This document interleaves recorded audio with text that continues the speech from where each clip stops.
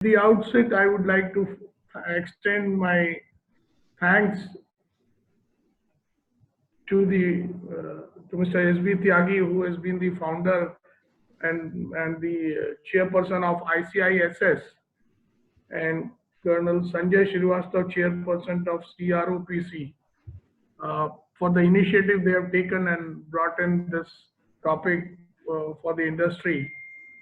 What I intend to do in next few days, and I'm very conscious from the point of the time we have, and we have a fellow speaker also, I don't want to overshoot. So what I wish to do is I have tried and made a small presentation to share with you how we look at today's scenario.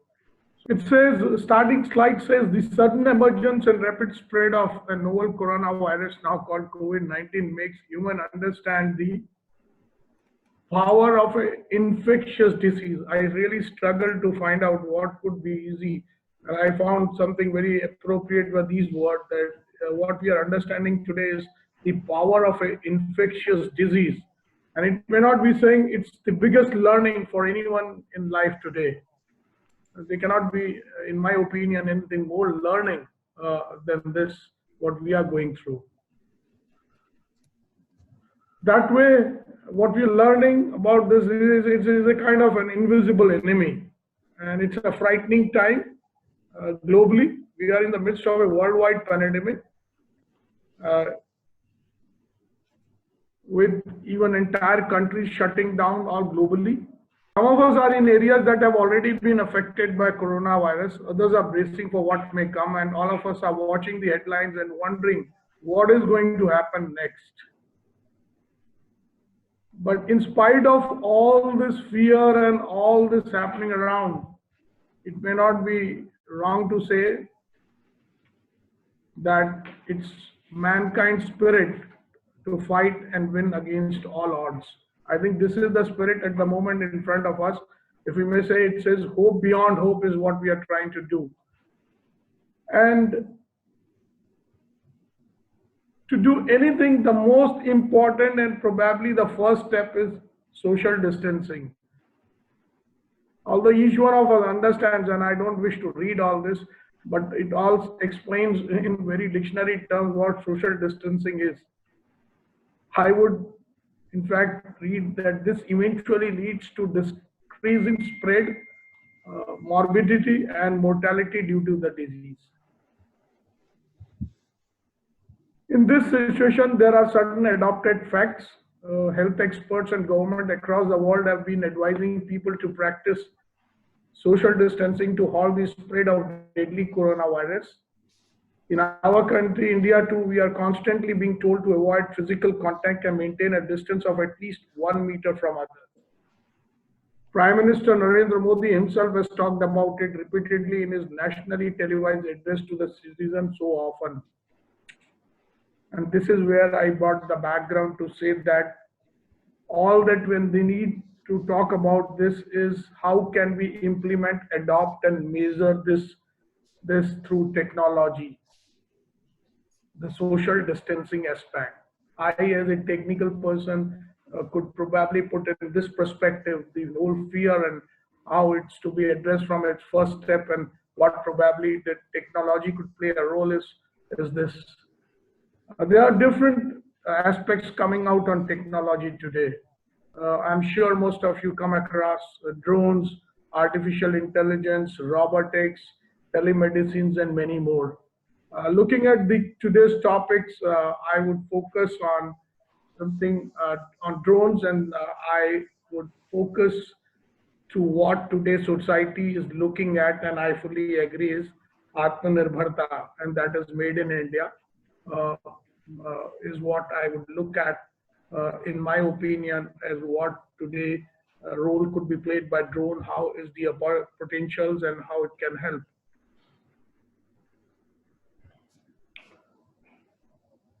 Everyone, I'm sure, knows what drone is, but it's important to still say what, in simple terms, a drone is. In technological terms, it's an unmanned aircraft. Essentially, a drone is a flying robot that can be remotely controlled or fly autonomously through software-controlled flight plans in their embedded systems, working in conjunction with onboard sensors and GPS. I'm sure there are many other ways to explain something simple I could gather and I thought would explain. Now, what we are looking to do, how drones can help fight the coronavirus. Drones have helped in surveillance, public address, in medical deliveries, have cut transit time, reduced the strain on health personnel, and embedded contactless handovers, reducing the risk of infection. And I would say in coming days may even come on more areas. But from this statement, if we try and pick what is more from the point of we as professionals, as techies look at it, is it helps in cutting the transit time, reducing the risk of infection. This is in summary, I would say. Applications areas, immediate, practical, as per compliance. I would put it general surveillance, public address, aerial sanitization, medicine and sample transportation, and of course, disaster management. The provider should be registered with Director General Civil Aviation, DGCA. Drones as per category of operation should be registered with DGCA. There is a term called NPNT compliant, no permission, no takeoff. It's like a registration number. And technically, it has been made practical in a way that if a drone which is not NPNT compliant, it will be monitored and it could be making a default on what the regulations are. Important, very important is drones should be operated from a point of national security. There are regulations, there are fly zones. Of course, DGCA explains the parameters on which it should operate, but very important to know that those have to be complied with. Every drone has a built-in camera, and by default, it does in surveillance. But in case of corona, I call it from more component of an aerial survey of the infected area. So monitoring social distancing, we all know how the regulations are now coming up, and social distancing is something very basic, fundamental, which would always be in front of the authorities. These drones can help in monitoring those that social distancing. Crowd gathering, with such a situation around, often crowd gathers for various reasons. And again, these surveillance, aerial surveillance can help in monitoring crowd gathering. Vehicular traffics, especially many a time when some incident happens and it need to be then observed and then probably reactions given. The lanes could be watched and traffic could be seen as what is exactly is the density and which could be the lanes through which it could move out. Very common word, these containment, discipline at these in these situations where there are already many areas which are under containment in these NGO, and I was surprised to see that in one day they were distributing 5,11,000 food packets cooked on the same day, and through technology they were monitoring everything. But one aspect of the whole distribution concept was the drone monitoring. They have the option, the drones can have the options also for recording activities. Sometimes this may be essential, and drones equipments could be put in a way that the activities could be either recorded on board, or it could, if we have good connectivity, then they could be brought in back at the base station by connectivity, and they can either help in understanding and finalizing the response, or they can be evidence also. Public addressing is another area practically effective. This could be done in specific area with high grade audio clarity. Live communications can be done through handphones. Very important, how long can you talk? Practically, tests have been done. We've done tests where good duration talks could be done. On an average, one could do for a 15-minute talk, which appears to be a reasonably a good time. These could be done at good altitudes. The reason of actually expressing is because flying the drones also depends on how you get the clearance, and it has a range. I mean, anything from 15 meter to 50 meters. Good drones could handle public address, which are very clear. Recorded messages can also be delivered. So sometimes there are instructions which are standard, which has to be repeated, and the district headquarters have a feeling that these should be done periodically. So recorded messages can be sent. The batteries generate the power, and the drones flying in sky is one aspect very important, which is, and the other equipment which is on board for transmission, for monitoring their locations and things. But when it comes to public address, there are additional equipments. So batteries need to be there, and spares should also be there. It helps in restricting infections, as we all know. Even what we do manually, hand sanitization, it restricts, so it doesn't allow to spread. It restricts community spread. Uh, it helps in uniform coverage of the area. And no doubt it's a contact lens activity. So that way disinfection is fully achieved. Most objects it covers, and it doesn't leave to only what you do locally. So when you are doing it aerial, it will cover most objects, and it lasts long. Although it depends on what volume you are distributing and at what pressure you are creating the mist to get distributed. Those are design aspects, but practice have been done in the way that disinfection lasts long. Local sanitizations, both of them complement each other. So that way it brings more strength into the aspect of sanitization. I would say medicine and samples would grow. And again, what we achieve, we save time. We are referring to more what we have experienced, and so we are not referring to sending medicines anywhere in the city or in the town and samples, although technically it is possible. But as I said, and all throughout my talk, I am putting importance on the fact that what is practical. It avoids infection because very little manhandling is there. It gives a lot of social confidence in the sense that when such technology and equipment is being used, uh, people get a feel about the commitment of the authorities using machinery, high-tech machinery, if I use the local language.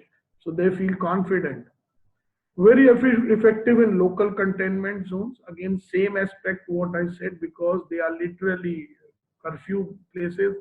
Very limited entry exit points are there, and very limited movements are there. And in that, if we have the option of moving these through the drones, it helps. It reduces the requirement of paramedic staff because it overall improves the recovery period very much. One can very easily see, saves times and fast deliveries, so results come fast. First and foremost, it will help to get the true picture of the disaster straight to the authorities' control room, and they would be in a better position to evaluate and measure the risk and plan out. That way, it allows a very effective response. Helps to plan the approach route. Most disasters would require responses, and responses would mean moving, moving people and moving machinery, and that has to go in a way that minimum time is taken, and the routes are not failures. You establishes a direct link with the base center.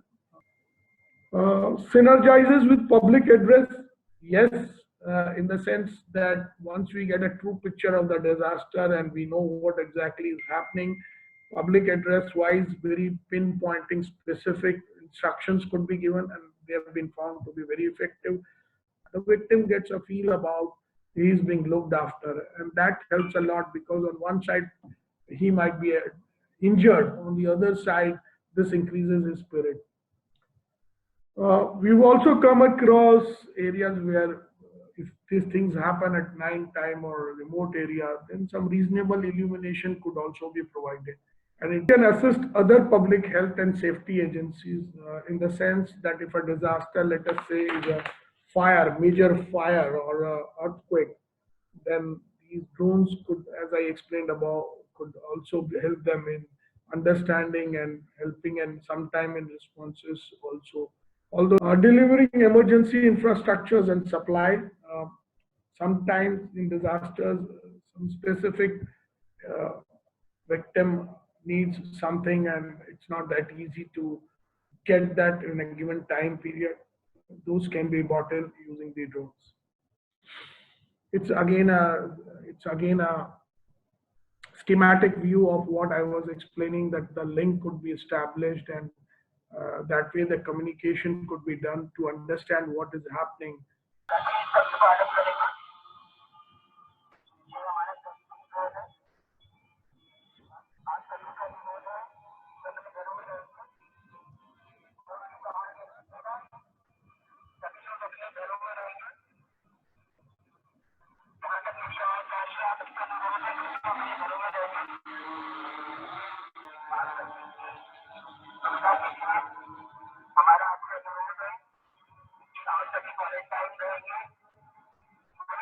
I would also like to say that current epidemic made us raise our hands toward the sky for help and forgiveness. Drones came to our rescue. Thank you, Almighty God. Thank you. We have the questions, sir, but we'll ask those questions after the second speaker makes his presentation, sir. And I'll request Mr. Dilpreet to start his presentation. Good, sir. Thank you very much. Captain Tyagi, Colonel Srivastav, thank you very much. I would say that Dhawan sir has almost covered everything. I'll tell you how I got involved using drones um, for COVID. Uh, we have been involved using drones right from the very start. We are actually a counter drone company. We end up stopping drones or drone-based threats with the successful deployment for the Prime Minister for about 11 times. So we have different drones placed in different parts of the country as and when they travel. And I personally was in possession of 4 different company drones. And I'm sorry if anybody does have problems, I can change my language or I can talk in Hindi. Please don't hesitate to interfere. No, continue. You are speaking well. Thank you, sir. So how it all started was I myself had 5 company drones, right from the very smallest one to the thermal one. And with the help of the group itself, one of the group members put me in touch with Additional Commissioner of IT, Delhi Police. We talked, I sent some videos and said, sir, we would like to help. He said, fine, you go to one of the police stations, meet the ACP and see what you can do. Ended up going. That was my first encounter actually to see what fear of COVID is, how people are scared, and what role the authorities are doing. Everybody who is in charge or who is outside on the road right now, right from your cleaning workers to police, health workers, delivery people, it's not easy. It's not easy. Our first call was to fly in one of the, I'll take names of the places. So our first job was to fly at Nizamuddin Markaz. This was first time when the extent of the COVID spread was known publicly. To my advantage, what advantage I had, it was a very small drone. I'll actually show it to you. So this is what I flew there, right? It has a thermal camera and a regular camera and a speaker on top. I'm sure a lot of people here know. And what this gave me in advantage at that area was what you see here, the thermal part. Now, I put my hand in front of the drone. It'll tell my temperature. It'll actually tell, I don't know if you can see it, but you see if it tells my temperature, right? I move my hand away. So it comes in the front, it'll tell you my temperature. Our first day, we ended up catching 11 people. and not joking, 11 people whose temperature differential was more, and all we checked was their faces. So the ACP told us, this is something that we can use. How I felt drones made a difference. Point number one, visibility. We could see, but the controls were in our hand. You know, this little controller made me see the entire area 4, 5, 6 kilometers away. With each and every person that is walking outside, it's pinpoint temperature. Now this is a variation. Of course, it is a variation. This is not like a super high powered thermal camera. This is an average thermal camera. So it was an average temperature differential that we checked. Anybody that showed up a little higher, of course, we knew that this person needs to be checked. So Delhi police made teams for us. They had 3 constables, 1 health department person. Health department person was wearing a PPE. He would go with us with the drone pilot. Some hotspots, we did not step out of the car. We were flying from inside the car. We would show the monitor to the health guy saying, sir, iska temperature zyada hai. We could make an announcement. I will actually decrease the volume. But how this little thing helped us is we could fly with a siren, right? Regular flying with a siren. This volume is, sorry, it's at 5% only. And I could live address people. Sorry, I could say, आप लोग सब अपने घर के अंदर चले जाइए.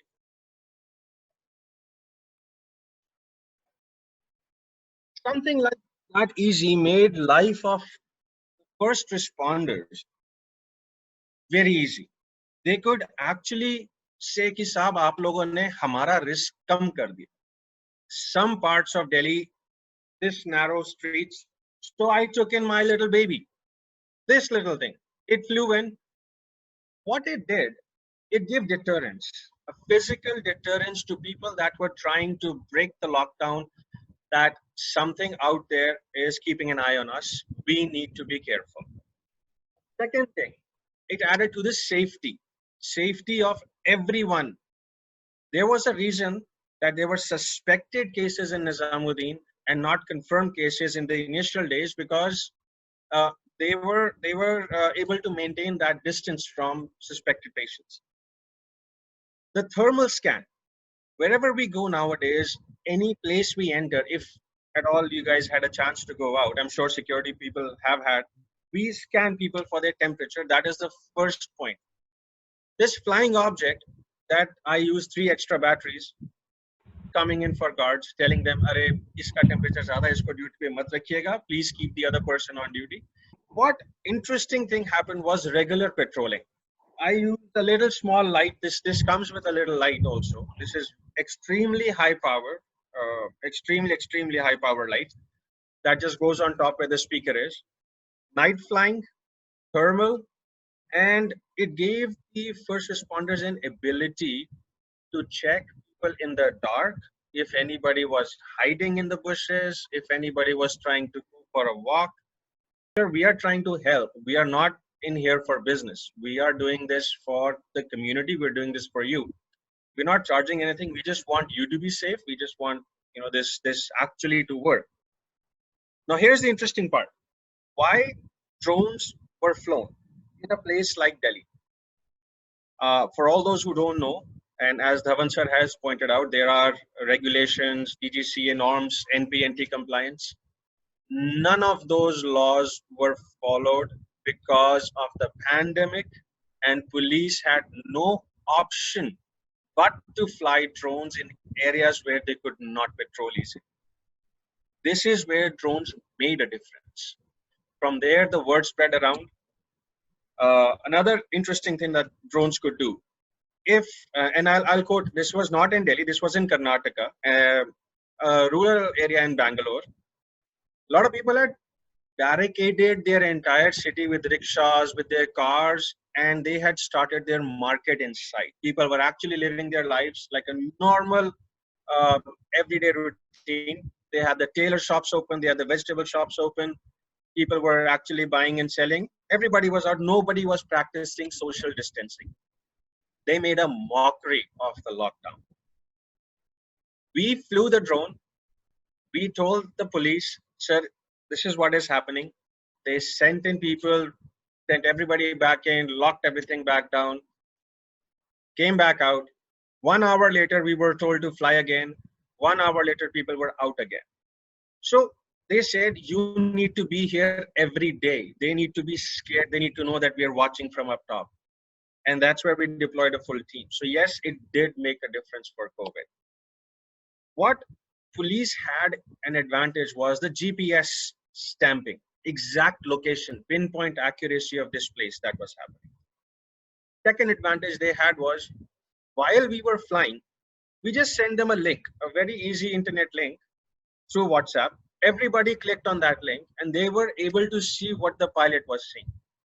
So there was a control room in Delhi, a control room in CMO Karnataka. There was a control room in Ministry of Health. They were all able to see what the drone was relaying live telecast with the audio. And then the phone started ringing. My next phone that went in was from CMO, this UP, I'm sorry. They said, you guys are able to do live streaming. You guys are able to do GPS stamping. You guys are able to give us timestamps. This is exactly what we need. We need to buy 200 drones because we need a PA system, we need a light, we need a thermal scanner. Our first project was in Bangalore. We used alcohol-based sanitizer, very thin, agricultural drones. We used agricultural drones. It could carry 14.8 kgs of payload. So an octocopter, it used for vast fields. It went in, sprayed the sanitizer, and somebody called in saying, this violates my religious freedoms, and we had to stop spraying the alcohol-based sanitizer. We had to switch to a soap-based solution later on, which wasn't as effective. And of course, there were challenges, as Dhawan sir had mentioned before. I had realized how tough it is for the security boys, how tough it is for the law enforcement people to convince people to listen to them. Because people in India were looking for a way out to break the lockdown, to spread out, whatever they could do.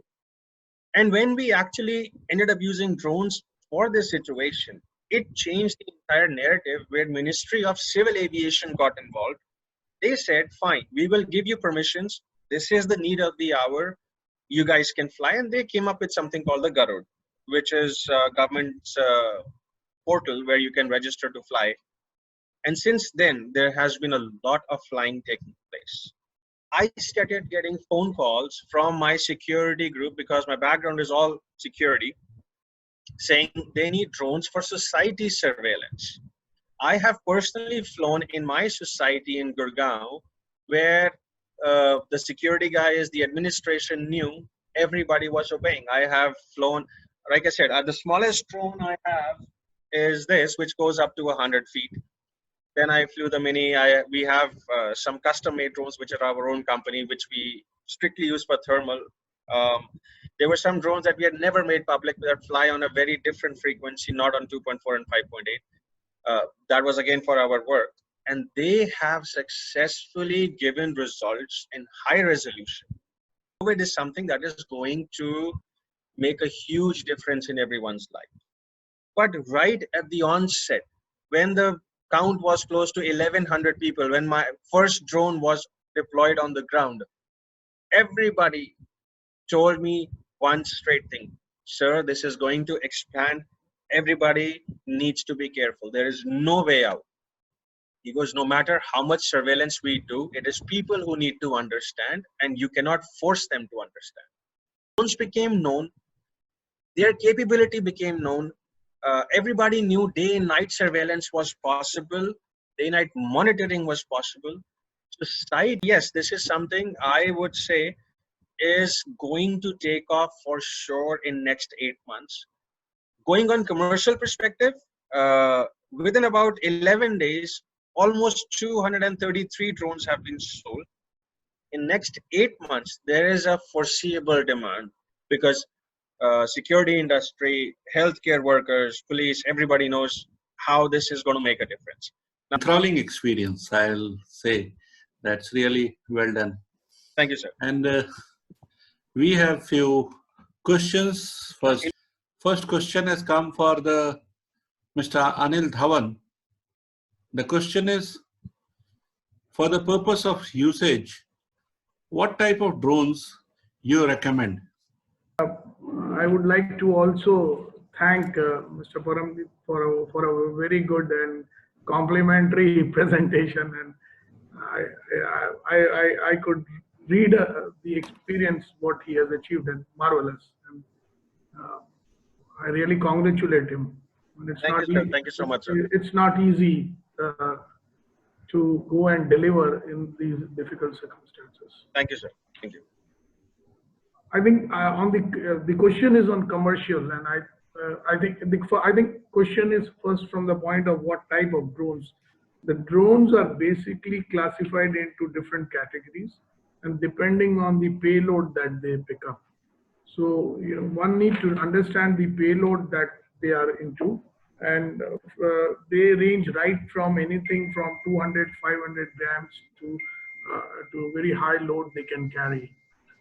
When it comes to applications to what drone has to be used, we have to understand what application we are trying to do it. So if we are trying to do for general surveillance only, probably we don't need high payload drones.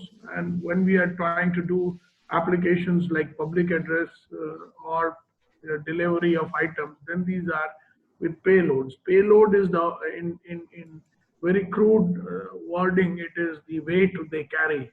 So that has to, based on that, the drone has to be judged. And when you do that, you have to also keep in mind, as soon as you go into a category, there are different categories named, and then the DGCA has a number of accordingly the regulations also. So probably the lowest category, which is I think is the nano category, from there you probably may not need a registration, but in that case that application is not that big in that. But as soon as you move up, that is micro, small, and many others, you start completed qualifying for those registrations. I hope I am able to explain. Absolutely. Yes, sir. I'll request Dilpreet also to take this question, that what sort of commercial drones you recommend to... Sir, to be honest with you, if somebody is looking at a cost perspective, there are 3 different companies that have drones that are less than 250 grams. Very good drones. DJI, of course, is the market leader with the Mavic Mini. They're coming with a Mavic Air. They have Spark. These are all less than 250 grams that come under the nano category. They do not need any permissions or licensing. They can be flown with basically 1 day's tutorial on YouTube. Very good drones, 4K transmission. Then there is Autel. There is Parrot. You got to keep this in mind that in India, they have divided the weight categories of the drone. Nano drones are exempt from almost 90% of the regulation, minus the airports. You cannot fly near the airports or defense installation. Other than that, you can fly them. It should uncontrolled airspace up to 200 meters. You can fly. Reason I'm saying this with confidence is, in fact, the first white paper where I had launched, and Captain Tyagi was part of our Dronacharya series of event, is we had launched a white paper. And that white paper had recommendations for the government for the policy. Until then, everything was police permissions. And then first draft came out. So yes, I am the person that had given quite a few inputs for the drone policy. Coming to the money part of it, the smallest one like this is about 8,000, goes about 100 feet, 10 minutes, 11 minutes flying time, has guards. I fly this from my phone. I use this in the gullies, like small little tight gullies. I think that the highest it can go, Mavic Mini, would be about 40 to 50,000, depending from where you buy. However, you can get them for about 30,000 also. One aspect which probably is important in the whole explanation, from the point of the people who are inquisitive to understand the cost.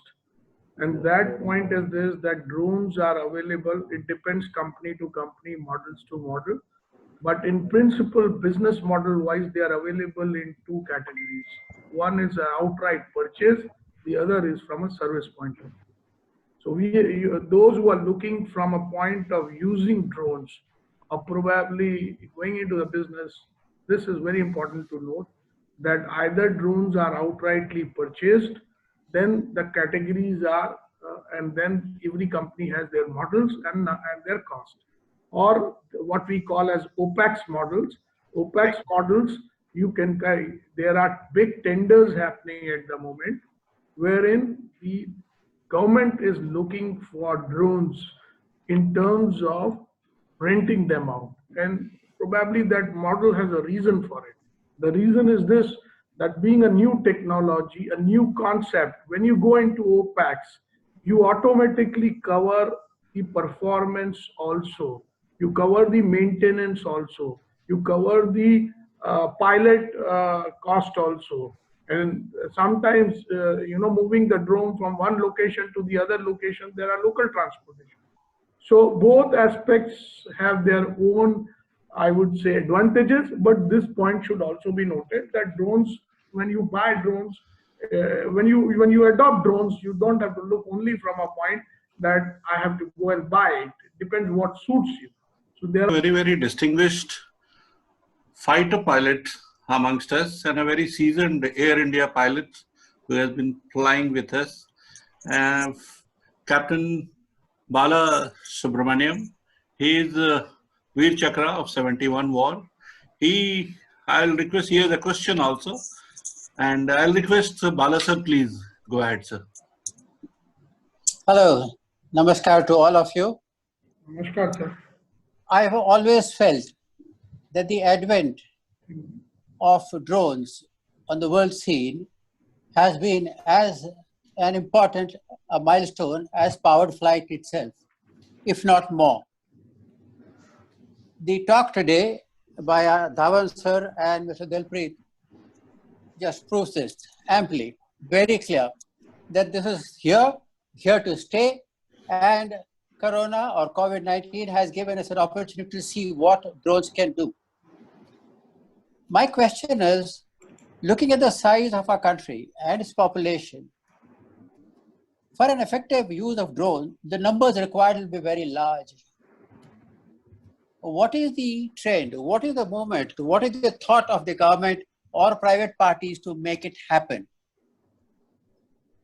I'm trying to answer what Mr. Bala referred to, if I understood correctly. The size of the country is big, the requirements would be big.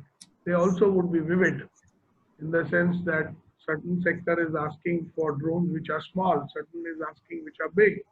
Within that also we have somebody wants to buy, somebody wants to rent out. So it will be a very complex situation. So probably having an in-house capability, I think it would be more correctly addressed. These things could be, and I'm sure most people would come into this, and they are welcome because the market is big. And being person in the industry for almost 32 years, one of my biggest learning has been that the more competition it is, the better quality benchmarks develop. Sure. And you yourself, it's a privilege to have somebody like you who's been honored with Veer Chakra. So I think you know even better than us that technology which is related today to flying objects like drones or planes, I mean, there's nothing else which can count. Even cost will not count, in my opinion. What would count is the quality. So if there would be competitions, quality would always be the benchmark. And today we all may look to be pretty staggered and, someone known, somebody not. But I think in days to come, this would become more, I would say, more refined and clear. And that's why this initiative of conducting such a webinar is a great initiative. Thank you so much, sir. I'll request Captain Tyagi to have his views and for the closing remarks. Thank you, Sanjay. First of all, my Jain to Captain Balashankar, sir. Not every day we meet someone so highly decorated thank you. and war veteran. When you were probably flying the fighter aircraft, I was standing by the railway line, and in my knickers, I was saluting for the trains passing by. So it is really privilege and honor to have interaction with you, sir. Dilpreet has mentioned, one point about Dronacharya.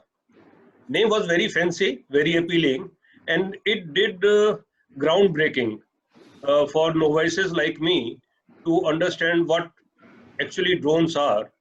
And before that, drones were generally referred as UAVs.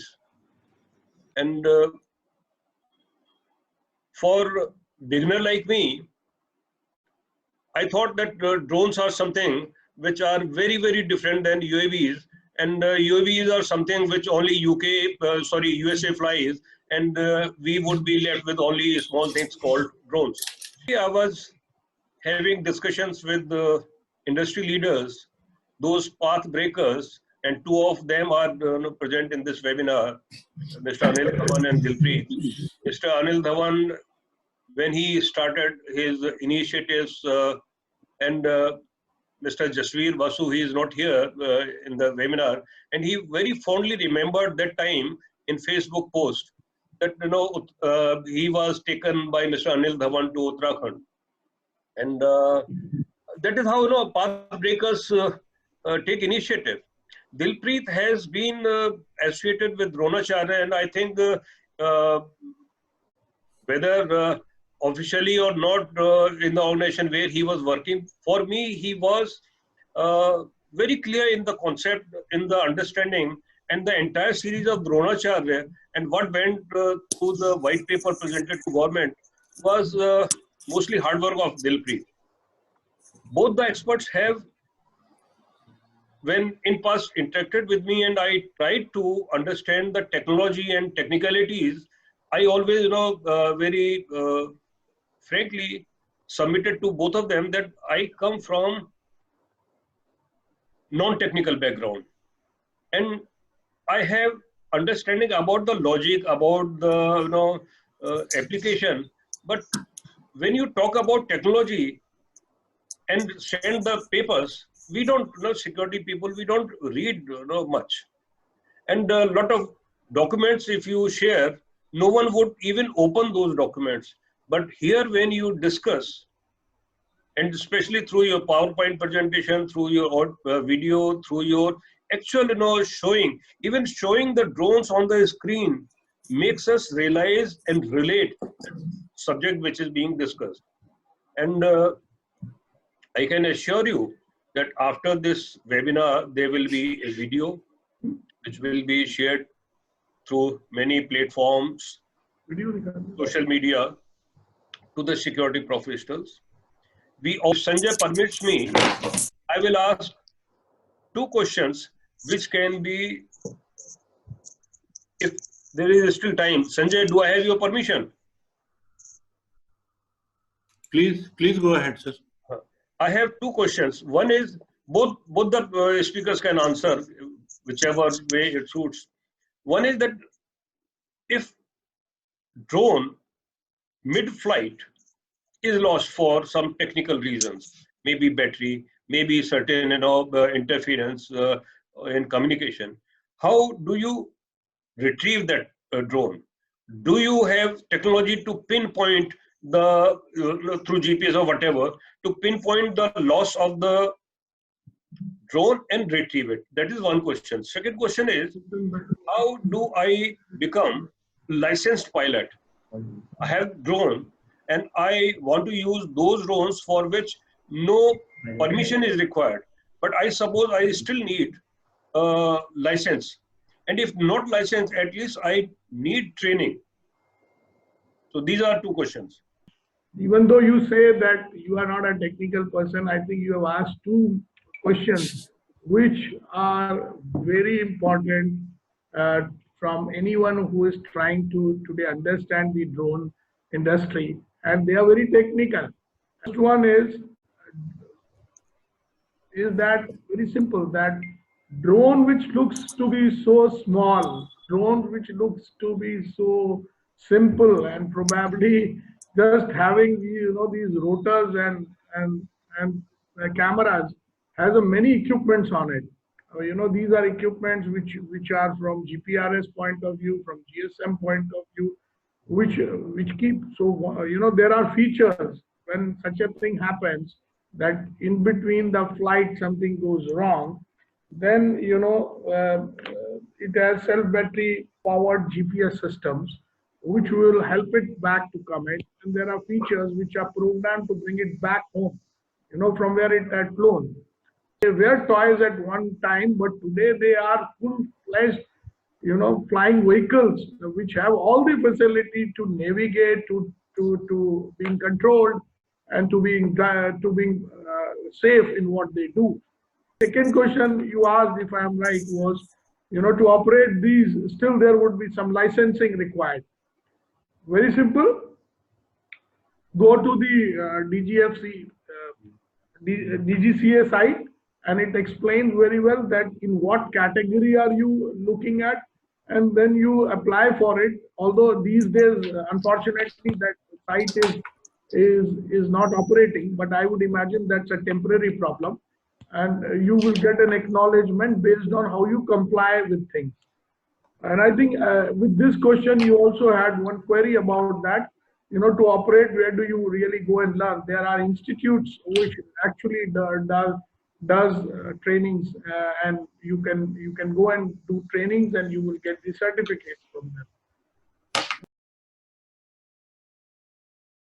I am proud to say this. We have the capability to jam drones in 4+ kilometer range in a handheld portable unit. The nearest competition, this is Indian, by the way, everything A to Z 100% is Indian. The nearest competition is 1.5 to 1.7 kilometers on papers, not on trial. Ours has been tested by signals, by putting a signal receiver on the other end, seeing how much power we were pumping in and everything.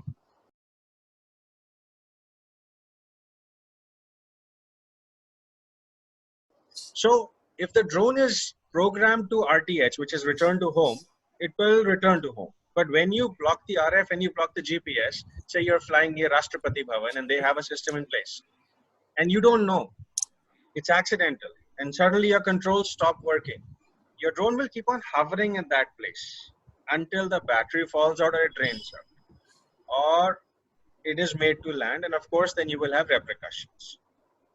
In case, and this has happened, the battery falls down during flight, you have the flight path which is marked. So you can obviously go and search for that in exact location. These are very accurate flying areas.